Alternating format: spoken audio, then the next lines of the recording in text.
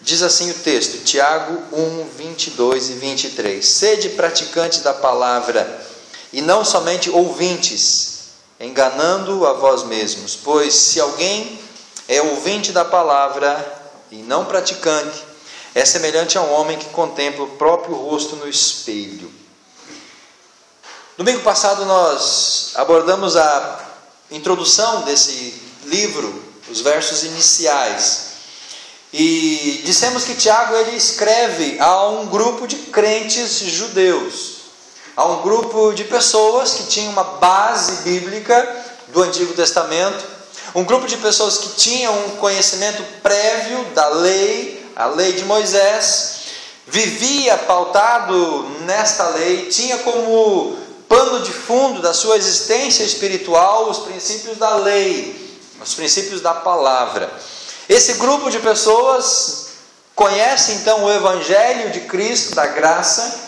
Essas pessoas recebem o Evangelho de Jesus Cristo e eles passam então agora a viver pautados pelos princípios do Evangelho que Jesus então traz e Jesus ensina para a igreja.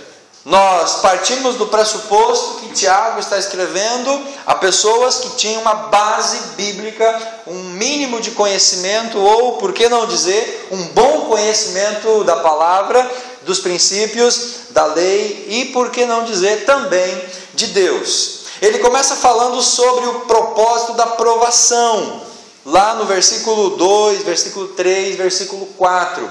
Tiago nos exorta que a provação que Deus permite nas nossas vidas tem um propósito, e esse propósito é gerar em nós a perseverança, gerar em nós essa firmeza, essa contundência espiritual. Quando nós somos provados, quando nós somos apertados, quando as dificuldades vêm, Deus então está trabalhando em nós para que gere dentro do nosso coração o sentimento de perseverar, de não desistir, de não jogar a toalha, de continuar acreditando e vivendo na presença e buscando ao nosso Deus. A partir do verso 12 do capítulo 1, Tiago acrescenta que a perseverança nos leva ao crescimento espiritual, ao amadurecimento da nossa fé, a que nós possamos solidificar então os nossos princípios e a nossa vida com o Senhor. E esse crescimento, esse amadurecimento tem como propósito a santificação, a uma busca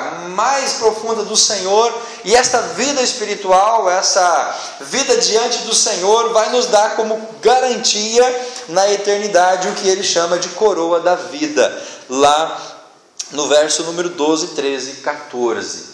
Lógico que nós queremos sim receber a coroa da vida, mas quando eu perguntei se alguém queria morrer naquele momento para então receber a coroa da vida, muitos se mostraram contrários a essa ideia de morrer para poder receber a coroa da vida. Mas não há outra forma, querido, de nós recebermos a coroa da vida, a qual Tiago está dizendo, a não ser através, depois da nossa morte, quando nos encontraremos com o Senhor.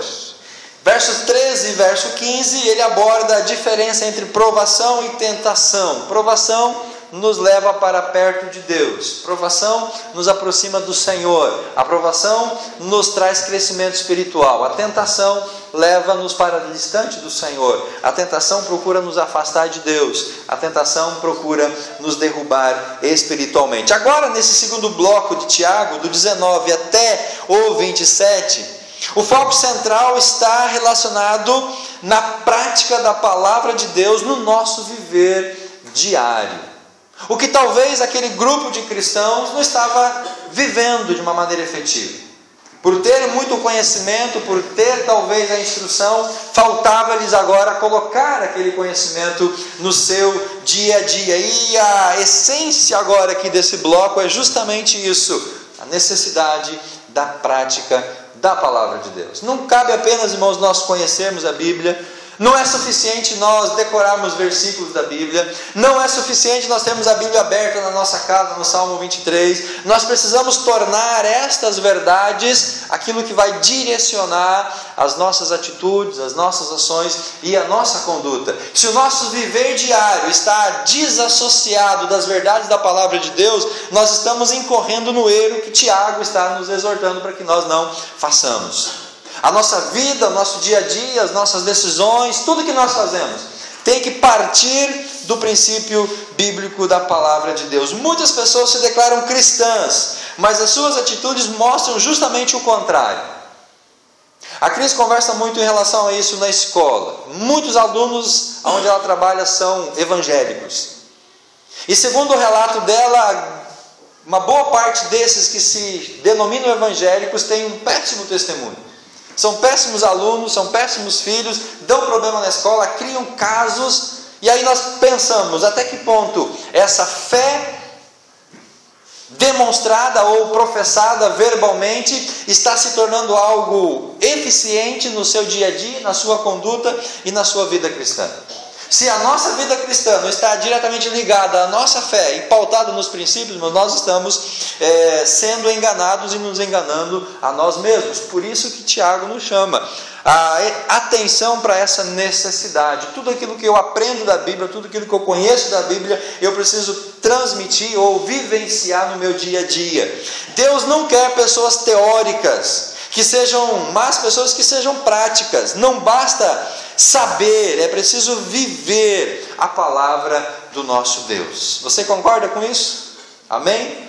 Não basta saber a Bíblia, é preciso viver a Bíblia. Tem gente que sabe a Bíblia muito mais do que eu e você.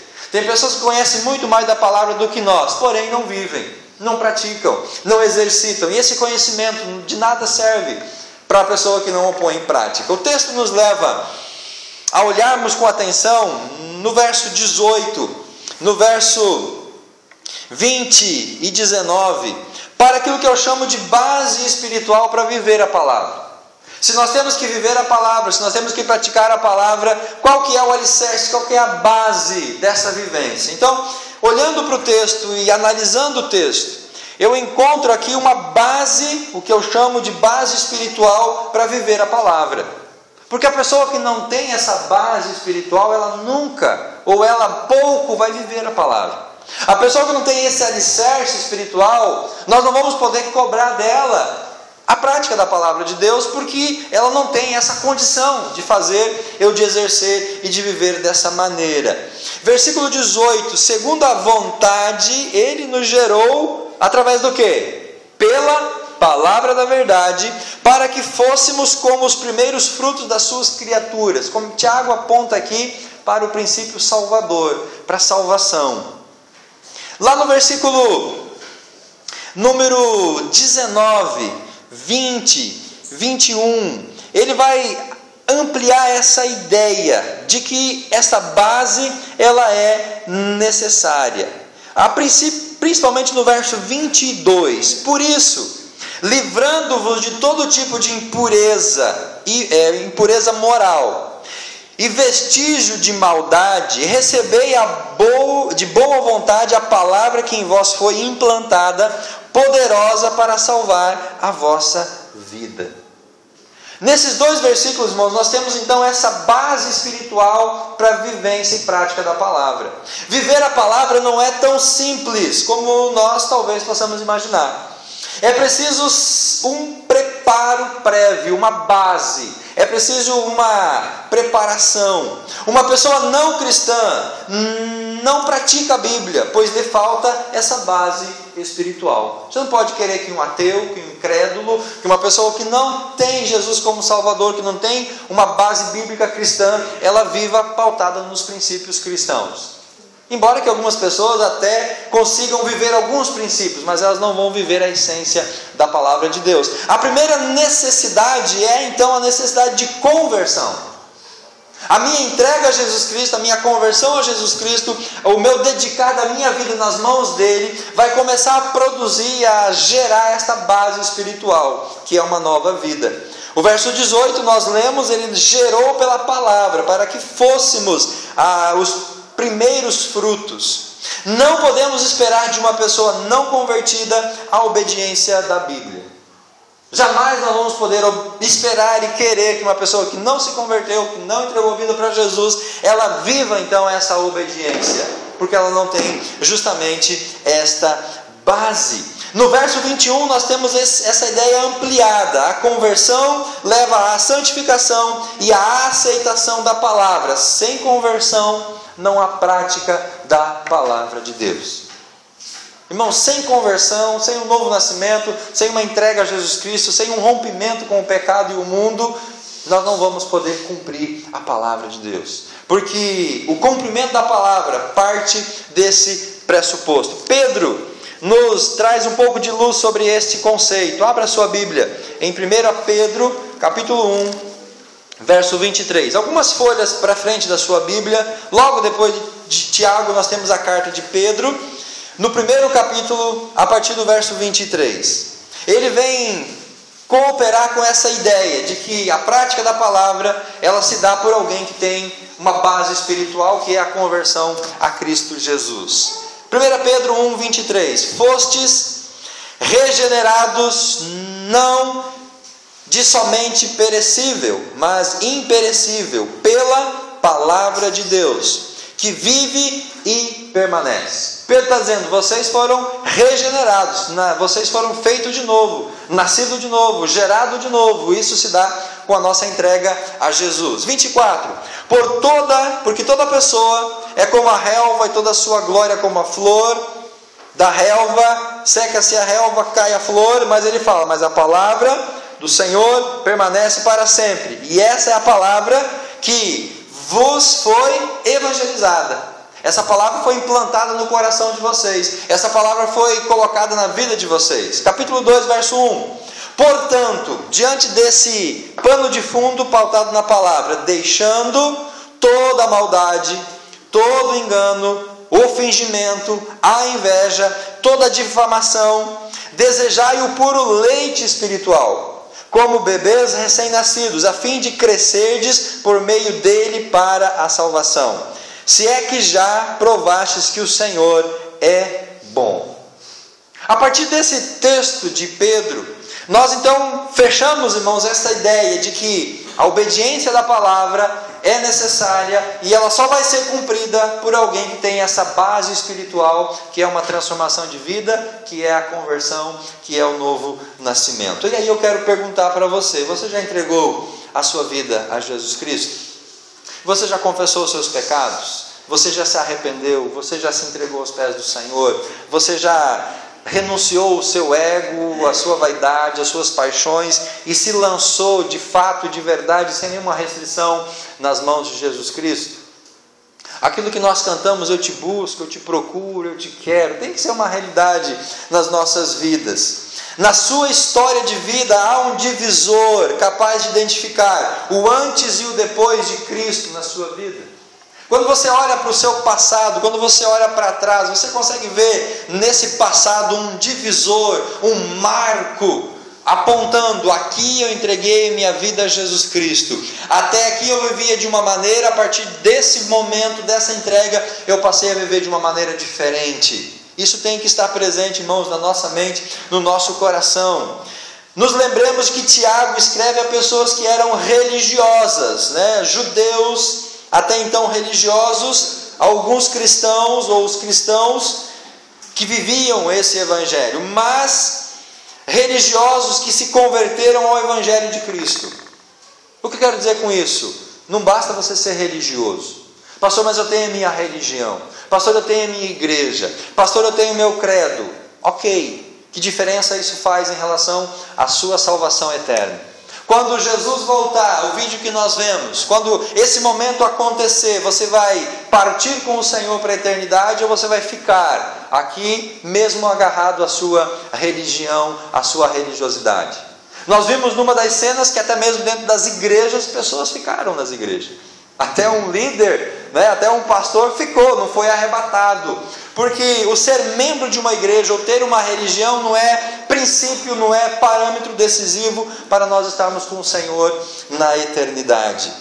A religiosidade não nos torna salvos. Ter uma carteirinha de membro, ser batizado numa religião ou pertencer a um grupo religioso não faz ninguém filho de Deus por conta disso.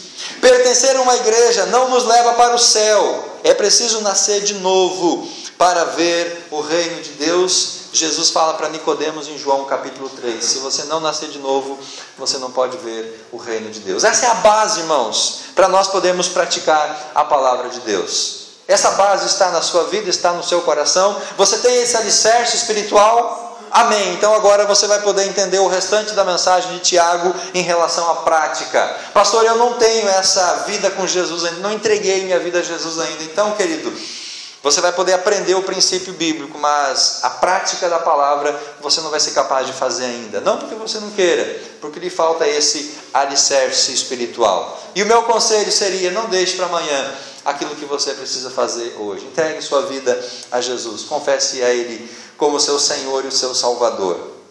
O texto continua dizendo, a partir do verso 19 e o verso 20, aquilo que eu chamo de conduta cristã: ouvir mais, falar menos, irar-se às vezes. Ouvir mais, falar menos e irar-se às vezes. Tiago diz assim, capítulo 1, verso 19: meus amados irmãos, tende certeza disso, todo homem deve estar pronto para ouvir, ser tardio para falar e tardio para se irar, porque a ira do homem não produz a justiça de Deus. Ou poderíamos dizer, fazer justiça com as próprias mãos não significa que você está fazendo a justiça que é de Deus. E normalmente a justiça com as próprias mãos, o ímpeto de fazer uma justiça é pautado através de um momento de ira. E Tiago está dizendo, olha, a ira do homem nunca, jamais vai produzir ou vai substituir a justiça de Deus. Ouvir mais, falar menos, irar-se às vezes. O fato de termos 2 ouvidos e uma boca é relevante aqui para ilustrar o princípio que Tiago nos expõe. Você tem 2 orelhas, 2 ouvidos e só tem uma boca. Significa então que nós precisamos ouvir o dobro daquilo que nós falamos, ou aquilo que eu estou dizendo, de ouvir mais e falar menos, para que nós possamos ilustrar isso. Tem gente que fala demais e não gosta de ouvir. Os muito falantes correm o risco de serem mais irados, pessoas mais explosivas, pessoas mais impetuosas. Isso não é uma constatação científica aplicável. Eu estou deduzindo isso, tá, irmãos? Não é uma verdade, mas dentro do pouco conhecimento e pouca vivência, nós podemos chegar a uma conclusão de que aquele que fala muito, ele acaba se irando mais. Ele é mais explosivo, porque ele não consegue ouvir, ele não tem um domínio próprio, ele não tem uma perseverança. Ele acaba falando muito e nesse falar muito acaba atropelando as coisas. A capacidade de ouvir está diretamente ligada à disciplina do falar. Se você ouve mais, se você pensa mais, pondera mais, você vai falar menos e vai falar menos besteira, menos coisa errada, e você vai ter que dar conta de menos palavras depois na sua vida com Jesus. Quem escuta mais e fala menos bobagens, até os tolos calados se passam por sábios, diz o Provérbio, capítulo 17, verso 28. Abra sua Bíblia em Provérbios, capítulo 17, verso 28. E esse conselho não é só para as irmãs, não. As irmãs têm a má fama de falarem demais, né? Ou de serem mais tagarela que os homens. Mas esse princípio vale para todos nós como cristãos, queridos, tá? Tiago não está falando aqui para um público específico. Provérbios capítulo 17, verso número 28. Quando se cala, até o tolo passa por sábio. O que fecha os lábios é visto como homem de entendimento. É saudável a disciplina do ouvir mais e do falar o necessário. A máxima do livro de Provérbios é basicamente assim: o tolo fala demais e fala à toa. O sábio fala o necessário. Capítulo 10 de Provérbios, verso 19. Capítulo 10, verso 19. Nas muitas palavras não falta transgressão, mas o que controla os seus lábios é sensato. Capítulo 15, versículo 1 de Provérbios. A resposta branda desvia o furor, mas a palavra dura provoca a ira. A língua dos sábios destila conhecimento, mas a boca dos tolos derrama tolice. Capítulo 17, verso 17, 27 e 28, que nós já lemos. Quem controla as suas palavras tem conhecimento, e o sereno de espírito é homem de entendimento. Quando se cala, até o tolo passa por sábio, e o que fecha os lábios é visto como homem de entendimento. Então, uma conclusão minha desses provérbios é a seguinte constatação: o tolo fala demais e fala coisa à toa. O sábio fala o necessário. E Tiago nos chama a essa atenção. Esse equilíbrio entre ouvir e falar vai resultar no aplacamento da ira. Muitas vezes quando você ouve, quando você pondera, conta até 5, até 10, até 20, até 30, e você não sai logo metralhando, com palavras e com ações, isso vai de uma certa forma aplacar um pouco da ira. Quando nós escutamos, respiramos, pensamos, aquela ira, aquela revolta inicial, ela começa a diminuir dentro de nós e a gente pode evitar uma série de situações. Se não me disponho em ouvir, eu corro o risco de me irar facilmente. Aí eu tenho que controlar a ira para não pecar. A Bíblia não condena a ira. A Bíblia diz: irai-vos, mas não pequeis. Então, se eu não consigo controlar a ira, que é o ideal, não permitir que a ira ela se concretize, eu preciso então, de alguma forma, controlar para que essa ira não se torne em pecado. Você ficar irado em si não é pecado. O pecado é deixar a ira extrapolar e você agir pautado na ira e aí então cometer algum erro. Nossa tolice e a nossa infantilidade é revelada nas muitas palavras. Muitas vezes quem fala muito, fala à toa, fala o que não deve, revela a sua tolice e a sua infantilidade, as quais abrem brecha para a ira e para a injustiça. Verso 20 do livro de Tiago, capítulo 1. Porque a ira do homem, que muitas vezes é fruto do não ouvir, do falar, da explosão, não produz a justiça que Deus quer para as nossas vidas. A conduta cristã, ouvir mais, falar menos e irar-se às vezes. Tiago agora chega na questão central, versículo número 21, versículo 22, versículo 23, 24 e 25. O que é o cerne desse texto?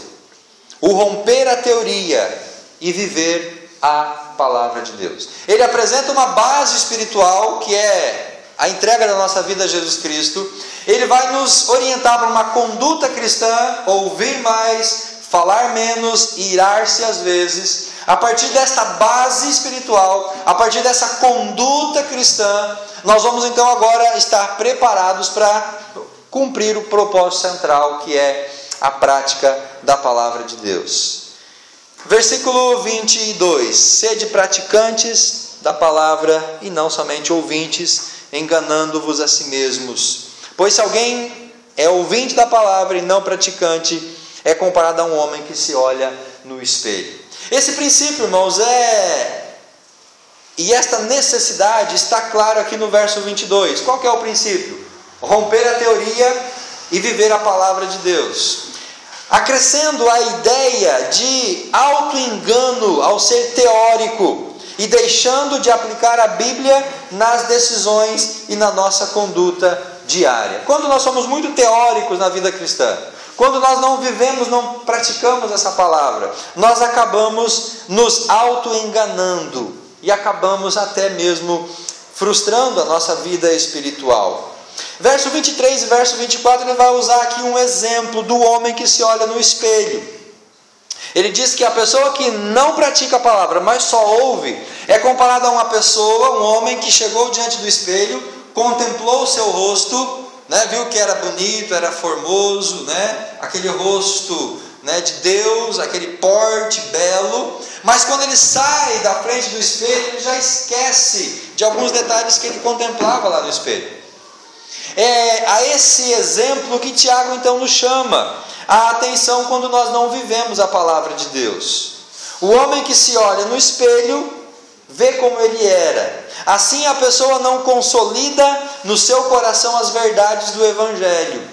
E quando a pessoa se olha no espelho e esquece a sua aparência, ou esquece alguns detalhes, o que ele tem que fazer? Olhar de novo. E aí ele fica olhando e não olhando, olhando e não olhando. E é essa atitude que Tiago vai chamar então de uma coisa inconstante. Quando eu conheço a palavra, eu aplico a palavra, isso se torna uma verdade no meu coração. E aquilo então vai se tornar uma prática, uma realidade na minha vida. Contrapondo ao teórico, quem pratica a palavra, ele fala no verso 25 que será abençoado em tudo o que fizer. Entretanto, verso 25, aquele que atenta bem para a lei perfeita, para a lei da liberdade, e nela persevera, não sendo ouvinte e esquecido, mas praticante zeloso, será abençoado em tudo o que fizer. Porque se eu não ponho em prática, eu corro o risco de esquecer do princípio. E se eu esqueço o princípio, eu não tenho como praticá-lo. Eu ouço, eu até posso me convencer daquilo, mas se eu não viver, eu corro grande risco de esquecer. Um exemplo, você já fez algum curso de um idioma estrangeiro? Você praticou esse idioma na sua vida?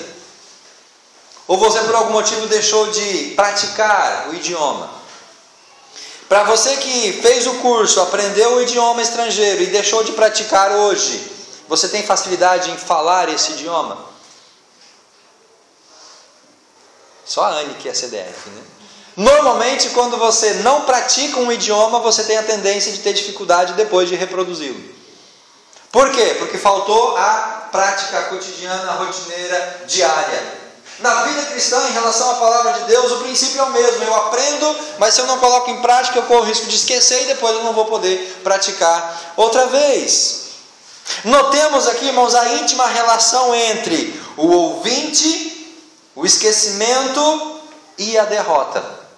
No outro lado, o praticante que guarda a palavra, vive e que terá o quê? A vitória, será bem sucedido no que ele fizer. Então, uma coisa leva a outra. Quem ouve, mas não pratica, não vai ter sucesso. Vai ser o que nós podemos chamar de derrotado.